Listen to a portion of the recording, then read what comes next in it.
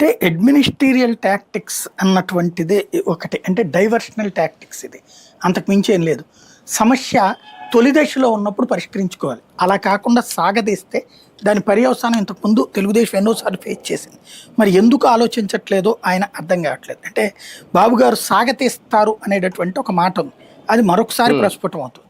తప్పు చేశాడు, నీ తప్పు, పక్కెళ్ళిపో, లేదా తప్పు సరిదిద్దుకో. ఫస్ట్ తప్పు సరిదిద్దుకొని ఇవ్వాలి అవకాశం. ఒకటోసారి, రెండోసారి, మూడోసారి ఎనఫ్, గెట్ అవుట్, అంతే. అలా కాకుండా తప్పు చేస్తున్న వాడిని, మన పార్టీని దెబ్బతీస్తున్న వాడిని వెనకాల ఉంచుకుంటే, సమర్థించుకుంటే ఎట్లాగా?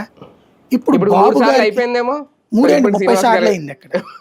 అంటే కొలిక కూడి దాంట్లో బాబు గారికి పెద్ద అయోమయం ఏంటంటే, ప్రపంచం ముందు మనం కనబడేది ఒకటి, ప్రపంచం వెనకాల మనం ఒకటి. ప్రపంచానికి అసలు రాష్ట్రంలో బెల్ట్ షాపులే లేవు, చాలా ప్రశాంతంగా ఉంది, మైనింగ్ చాలా బాధ్యతగా జరుగుతోంది, ఇసుక ఎవరు అక్రమంగా అమ్ముకోవట్లేదు, అవసరమైన వాళ్ళే కొనుక్కుంటారు. ఇది ప్రపంచానికి. ఇదివరకు వ్యవస్థల విధ్వంసం జరిగేది.